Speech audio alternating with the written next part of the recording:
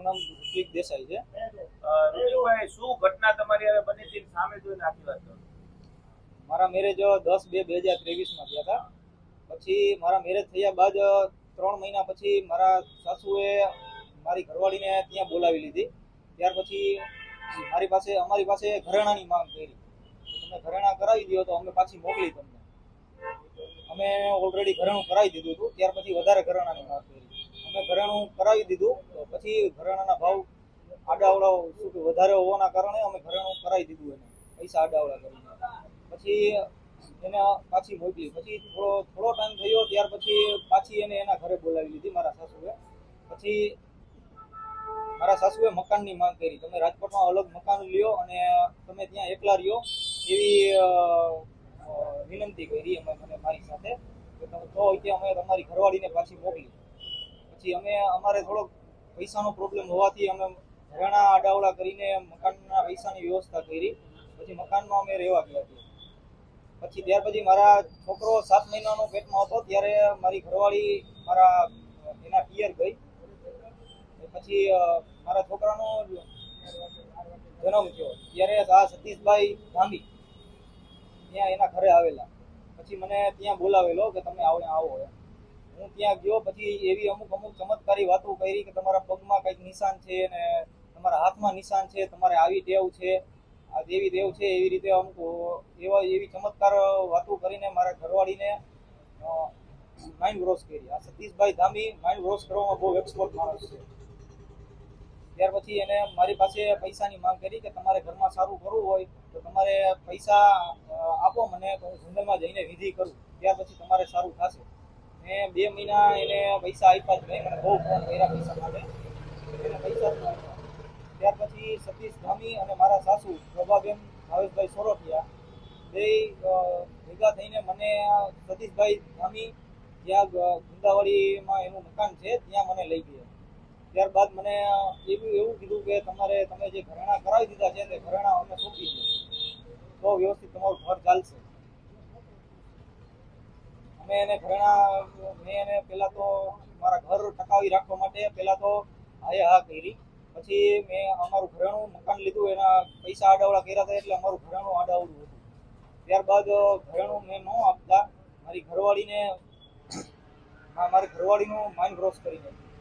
મારી ઘરવાળીનું mind wash કરી નાખ્યા બાદ મેં એને 16/2/2025 રોજ મેં એને મેસેજ કર્યો, વાત કરી કે તારે પૈસાની જરૂર છે તો હું આવું તો હું તને પૈસા આપી જાઉં. ત્યારબાદ એને મને સીધું કઈ બોલાચાલી વગર સીધું એવી રીતે કીધું કે મારે તમારી સાથે કંઈ રાખવું નથી અને આભાર, તમે મને પૈસાનું કીધું.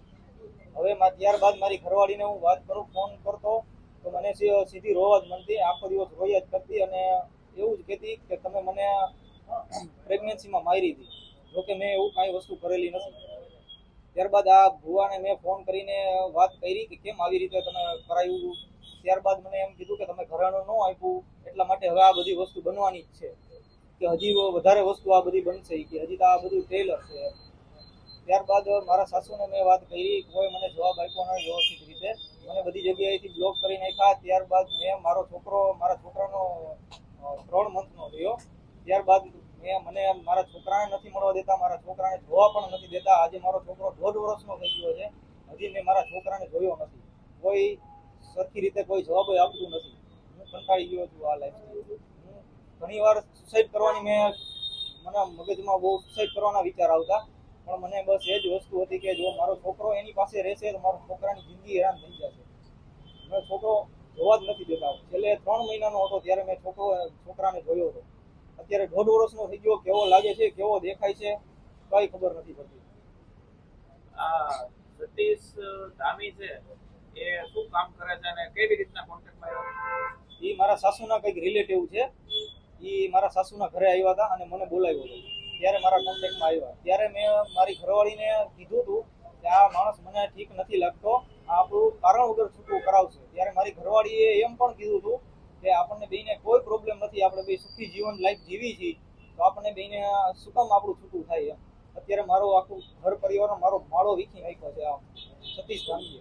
20 વર્ષ પછી મારા ઘરમાં નાના છોકરાનો અવાજ આવતો હતો, એ પણ બંધ થઈ ગયો છે. મારો માળો સાવ વીખી નાખ્યો છે. હું હેરાન થઈ ગયો છું. કેટલા રૂપિયાની માંગણી કરું? પેલા મારી પાસે 30,000 રૂપિયાની માંગ કરી હતી. પછી મેં 2 મહિના મેં એને એવું કીધું કે મારી પાસે હું જોબ કરું છું, મારી પાસે પૈસા નથી, હું જમા કરીને આપીશ, એવી રીતે મેં ખાલી એને કીધું હતું. ત્યારબાદ મેં પૈસા આપ્યા નહીં તો ઘરેણાની વાત કરી. મારા સાસુ એના ઘરે મને લઈ ગયા અને ઘરેણાનું એવું કીધું કે અમને ઘરેણા આપો એમ. વોટ્સઅપમાં કઈ ચેટ હા, મારી પાસે ચેટ છે અને પુરાવા પણ છે. હવે તમે પોલીસ ફરિયાદ દાખલ કરશો એના વિરુદ્ધ? હા, હું કરીશ. ખાસ વોટ્સઅપ ચેટ છે એમાં તમારા પત્ની હારે શું એમને ચર્ચાઓ કરી છે?